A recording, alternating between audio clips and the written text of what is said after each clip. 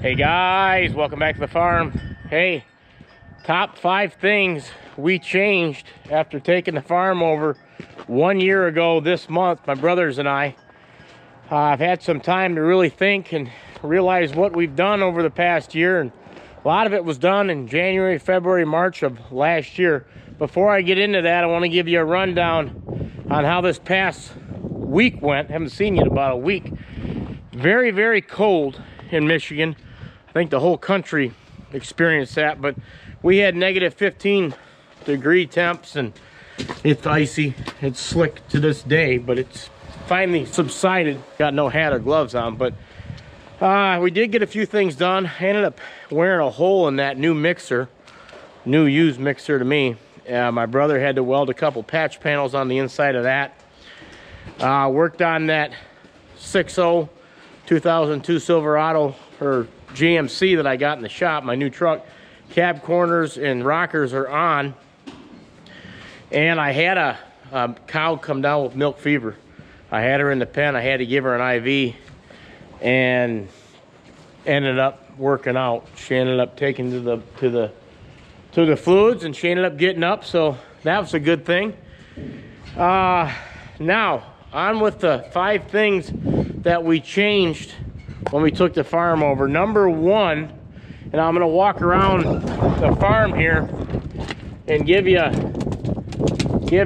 look around as I'm explaining this, because a lot of this isn't to pat anybody on the back. This isn't to call anybody out. This is just maybe it'll help you guys take a look. You hear that wind? That's a south wind. Give you a look at maybe what you're doing, just give you some ideas and help maybe save you some money, or at the very least maybe help save you a big headache down the road. So number 1 is I started looking at our feed bill. We buy pellets for the cows. It's a complete pellet. It's got some half their minerals in that pellet, and it's what they want to come into the parlor that way.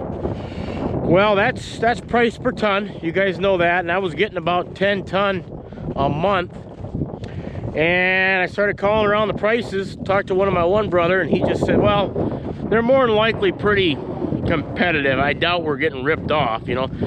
Taking the farm over, started doing all the billing, and then when you really understand how this farm works and how farms, you realize you got to be on top of it. I mean, these bills just, they don't stop. They don't stop. Whether the milk goes up in the tank or if it doesn't matter, they just keep coming. So I looked at that, and I realized we were getting overcharged considerably.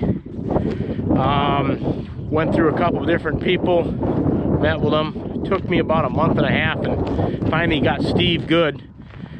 He saved me over $100 a ton on the calf pellet, or on the milk cow's pellets. 10 ton a month.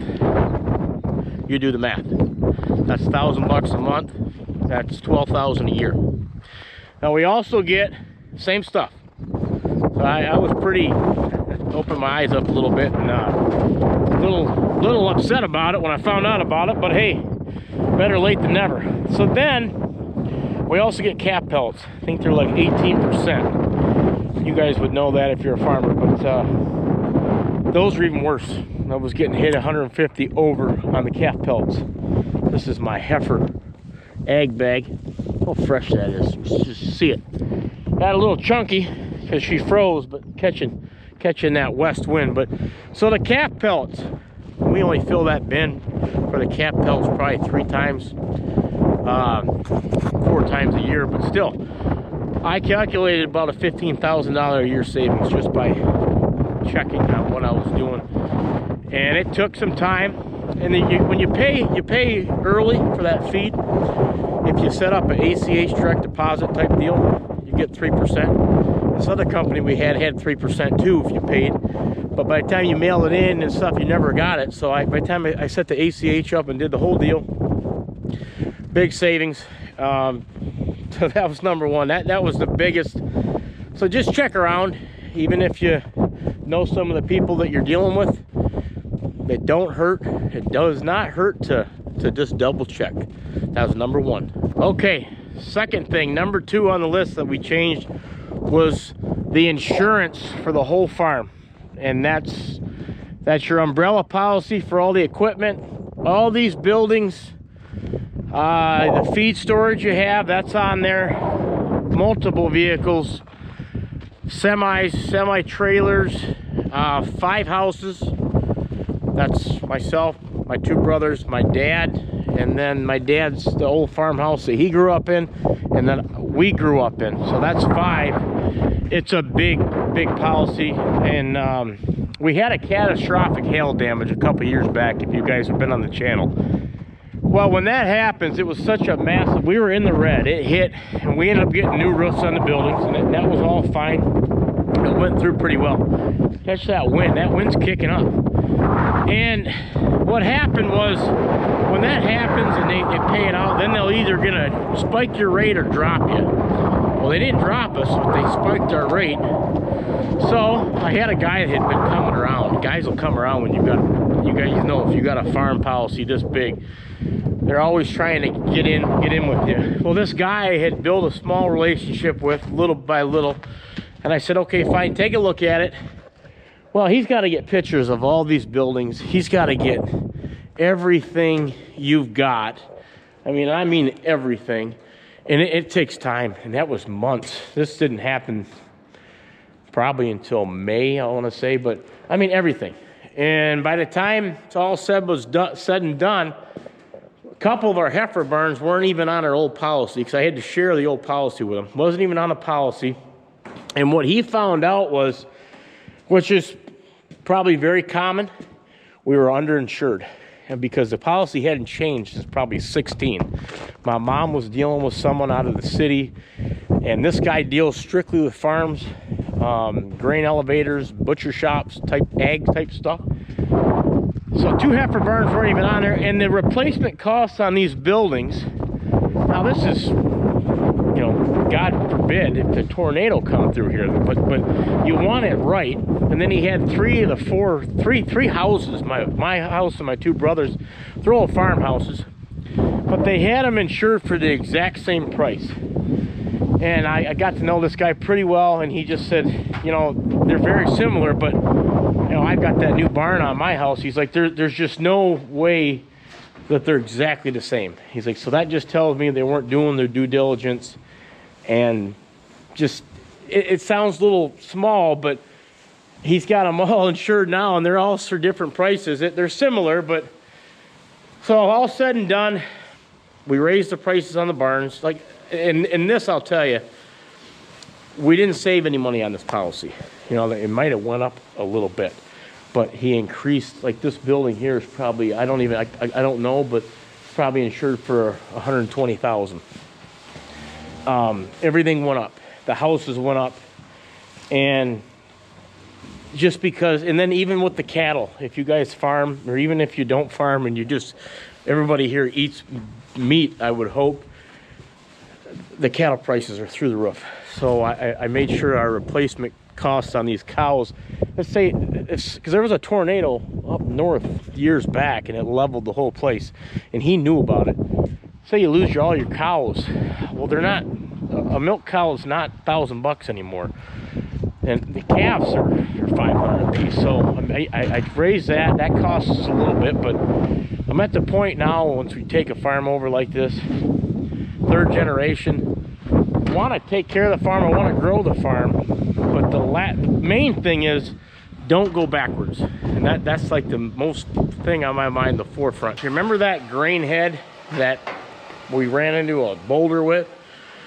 Well, I called him, our insurance agent, his name's Tracy, and he said, yeah, absolutely, that's covered. And I ended up calling him. It happened on a Saturday. I called him. I just wanted to fill you, just because this guy, he's into what he does. Called him, ended up being a Sunday morning, and he said, hey, how you doing? I'm cooking breakfast for my family, and told him, and he says, no problem, I'll start the paperwork right away. But long story short on that, it's who I like doing business with, is people that just good people, and that aren't afraid to answer the phone on the weekend. Okay, so that was number 2. Here's number 3, was we changed the whole feeding over. Got away from the silos, went to ag bags. You see my sand here got a little lumpy. I'm laying it out so that sun will hopefully thaw it out so I can keep fresh sand in them new stalls I did. But changed the feeding. Silos were outdated, a couple of them crumbling, cracking. Didn't want to risk it, and that was a big one. That was a big one, trying to get everybody on board and do that. Made it happen. Cows are now getting fed through a mixer wagon. Feel that wind. Feel that wind. It's improved dramatically. Definitely burning more fuel, but saved me a lot of time. Not waiting for the silo unloader. Now we hadn't updated our loaders and things like that, so that helped make the decision a little easier. But switching that feeding was a big step. Now there's going to be a lot more to come here this year. Plan on taking out them belt feeders and conveyors and feeding directly. I'll show you along with that. But number 3 was changing the way we're feeding. If you remember back when I was bagging, and now the future could come to piling, but as I was bagging, you can't fill a silo as quick as I was unloading them wagons, especially that second and third and fourth cutting hay. It was awesome. I added the feeding by putting up all that haylage and corn silage. I used to feed a free choice bale out here, which I don't do anymore. I got away from that. We went to chopping everything, and I'm putting it all in the bunk, except for them pellets that I'm buying, I was telling you. But there used to be a free choice, and you get cows up here just eating the hay belly, and they wouldn't be eating the cow casserole, we call it. So that's why the butter fat went up to 4.3. And I'm not kidding you, when I was feeding out of them silos, we never hit 4. So the proof's in the numbers. Okay, number 4, moving right along. It's like I said, I was taking over that paperwork, and I was making, now I'm in a partnership with my 2 brothers. I was making like a couple $100 more every check, and that was, we get paid every 2 weeks. And it was because when this was we haven't had a raise in almost 20 years. Still haven't gotten a raise, but that's how farming is. You gotta almost love what you're doing. But I knew it looked odd. It didn't look right. So I ended up, and that was because Mom, at one point, my brother, I'm talking 10 years ago, my brother bought a van, and the farm was paying something on it, and then my 2 brothers' houses were on the farm when they bought them, and I bought mine myself, and it was just old. So I put all of us at the same pay. And I did that because I didn't want any other weird discrepancy of why I was making more. And as small as that sounds, it's just me trying to avoid future issues. I put us all at the same pay scale. We're all on an equal milking schedule, and just trying to keep it as equal as possible, because that's our best chance of avoiding future issues. And other than that, that was number 4. I put it at number 4 because when you're in a partnership, and you guys know this, you just got to stay even keeled, and we can get through it together, because you need everybody. Make no mistake, you're a team. So don't try to sneak or you just want everything out in the open and on the uppity up. Last but not least, I've got my backhoe loader tractor. Got the new loader coming soon. We're getting tires put on it as we speak. That's going to be a whole deal in itself. I think you guys are going to like with what we got. But I'm using the backhoe for now, and then once I'm done with it, I can clean it up, and we'll put that away, and it'll sit for what it's for. But this is where I keep my mixer. So number 5 is I work directly weekly with our accountant. Something my mom never did. Again, she just was doing way too much. That woman was amazing.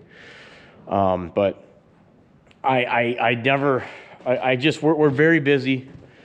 to be doing this stuff. And so they do our payroll, and they help us with tax planning, and they advise you. They helped transfer the farm with us last year, and there's a lawyer we've dealt with that comes along with them, and I've had to get his advice on a few things. As much as I don't really care for lawyers. If you're a lawyer, I'm sorry to say that, but it's the truth. I've had some bad experience with them in the past, but in the end, when you're running a big business, and farming this day and age is a big business, you need some smart people you're talking to.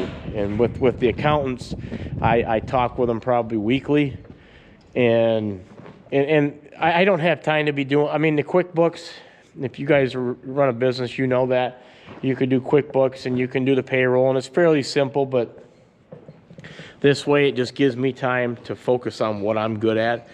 And what we pay them, granted, it's not cheap. I'm not going to downplay any amount of hundreds of dollars a month, but they're professionals. They're as good as they get. So pay the professionals to do what they do, and then I can do what I do, if that makes sense. So guys, that's the top 5. I hope that, look at that wind, man. Hope you can hear me. I hope that might have sprung a light bulb in your head, and you guys can do some checking on your businesses, your farms. And like you said, I'm not trying to pat myself on the back or anything like that. I'm just trying to make sure we all can help each other, and because we saved a lot of money this year, and hopefully a lot of grief someday with this insurance. And I just want us to be here in the future. I want this farm to be here for my kids someday, and to do that, it's going to take a lot of planning. It's going to take some teamwork, and you've got to prepare for the unknown. We don't know what that might be, but try to be prepared for it. So comment down below questions, and maybe you can leave me a short story on what you guys have done and where you've cut costs and saved money. So on that note, take care, guys. See you in the next video. God bless.